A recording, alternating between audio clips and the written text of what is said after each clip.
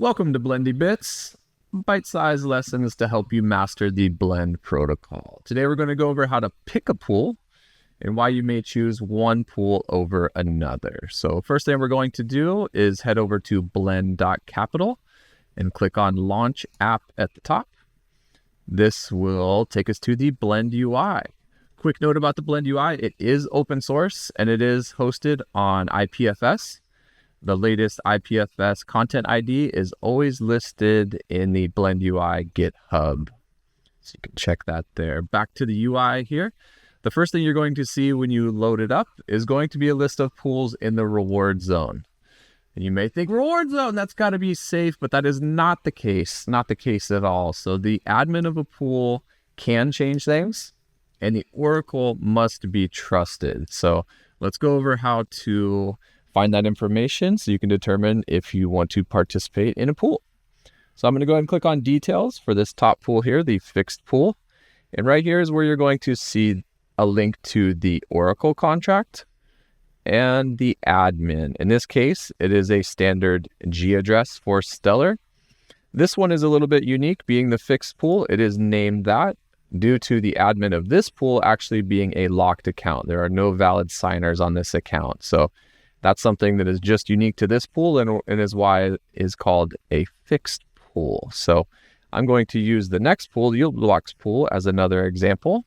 You'll see the Oracle contract. And in this case, it is a C address for the admin, being a smart contract. And that is because it is the Yield Blocks DAO contract that controls this pool. So assets in this pool, parameters in this pool can change based on DAO vote, as opposed to the fixed pool, whereas the assets in there and all settings will never change because that admin account is locked. So definitely inspect the Oracle, 100%, that must be trusted. And then the admin, you want to make sure that there is trust in the admin also. Scroll down a little bit farther and you can see a list of assets supported by the pool. Obviously, you want it to have assets in it that you would like to supply. One thing we'll want to look at here is collateral factor and liability factor. If there's an asset that you see supported by a pool that you might not be aware of or familiar with, but it has a very high collateral factor, that might be a little bit of a red flag for you. If we click on an asset here, we can get a little bit more granular information about it. Current Oracle price, the status, the APY for both sides, how much is supplied and borrowed.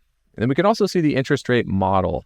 So the blue line here is going to be our current utilization, right close to our target utilization at 80%, and then max utilization at 95%.